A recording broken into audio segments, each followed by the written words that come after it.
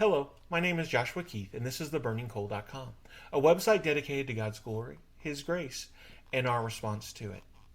Today, for our Monday motivation, I'd like us this week to focus on being gentle with the people that we are around. Our society does not put a lot of stock into being gentle in the things that we say. And if you look online at the way that people talk to each other, the way that people say things to each other, gentleness is something that is strongly missing. But for Christians, it should not be that way. Notice what Peter talks about in 1 Peter 3:15.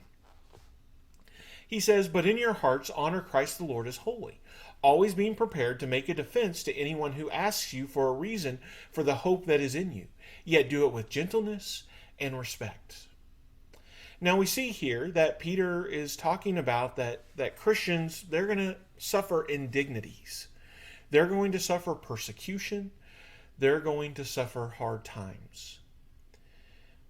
But, as we've been talking about already, their inheritance gives them a great hope. And because of that hope, they're able to make an impression on the people around them. In fact, they might even make an impression on the people who are persecuting them, because they maintain their hope no matter what else happens. Now, with that hope are going to come questions. And so they need to be ready and able to make a defense about their faith. But notice the attitude that Peter wants them to have. He wants them to do it with gentleness and respect. Again, that's not something you often see in communication, especially on the internet these days. And so it's good for us to go back to these principles and to focus on what this mindset means. First of all, it doesn't mean that we ignore the truth. Instead, we know that we need to stand for the truth, that we have this hope within us, that we're able to explain it, that we're able to talk about it.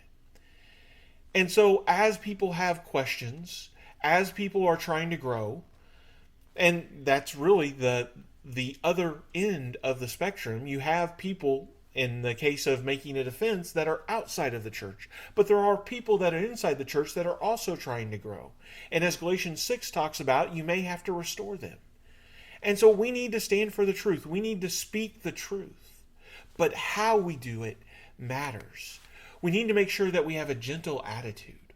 A lot of times people who are right in what they are saying may lose the message because of how they say it. They think that they have the right to be boisterous and prideful in what they're saying. They may even get angry at the other person for not understanding what should be common sense. But that's not the type of attitude that Peter's talking about here. He's trying to win souls. And so he wants them to have a gentle attitude.